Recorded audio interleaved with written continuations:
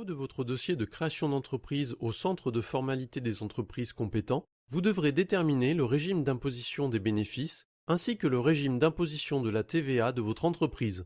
Sachez que vous relevez d'un régime de plein droit, mais que vous pouvez, sous condition, opter pour d'autres régimes plus adaptés à votre situation.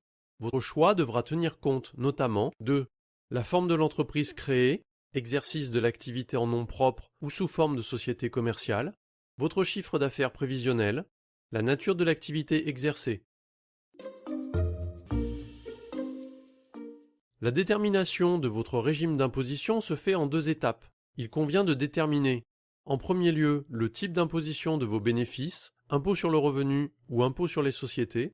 En second lieu, votre régime d'imposition, micro-entreprise ou régime réel.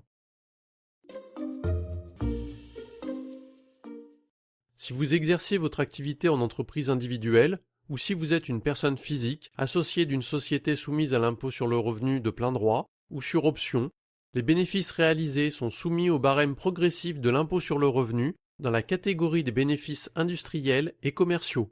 Les résultats sont imposés directement entre les mains de l'entrepreneur individuel ou de chacun des associés en proportion de leur part dans le capital de la société. Si vous décidez de constituer une société commerciale soumise à l'impôt sur les sociétés, celle-ci acquittera elle-même l'impôt sur les bénéfices en tant que personne morale distincte de ses associés. Le taux de l'impôt sur les sociétés est de 33,33%. Pour les sociétés contrôlées à 75% par des personnes physiques, dont le chiffre d'affaires hors taxe est inférieur à 7 630 000 € et dont le capital est entièrement libéré à la clôture de l'exercice, le taux d'impôt sur les sociétés est ramené à 15% dans la limite de 38 120 € de bénéfices. Au-delà, les bénéfices sont taxés à 33,33%. Une fois déterminé l'impôt sur les bénéfices dont vous serez redevable, vous devrez formuler un choix au CFE en matière de régime d'imposition. Le principal critère de distinction reste celui du montant du chiffre d'affaires, prévu ou réalisé, de l'entreprise.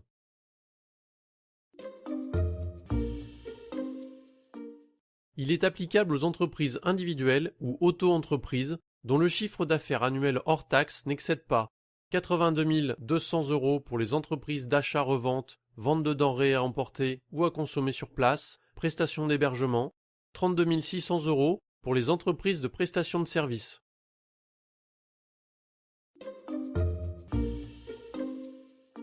Le résultat est établi d'après une comptabilité précise mais allégée. Il est déterminé en tenant compte des charges réellement supportées. Le régime simplifié constitue le régime de droit commun pour les entreprises dont le chiffre d'affaires annuel n'excède pas 783 000 € hors taxe pour les entreprises d'achat-revente et 236 000 € hors taxe pour les entreprises de prestation de services. Ce régime est ouvert sur option aux entreprises relevant normalement du régime micro. Au-delà des limites fixées pour le réel simplifié, le régime du réel normal s'applique. Le régime est également applicable, sur option, aux entreprises relevant du régime micro-entreprise ou du régime simplifié. Le résultat est établi d'après une comptabilité précise et régulière, plus détaillée que pour le régime simplifié.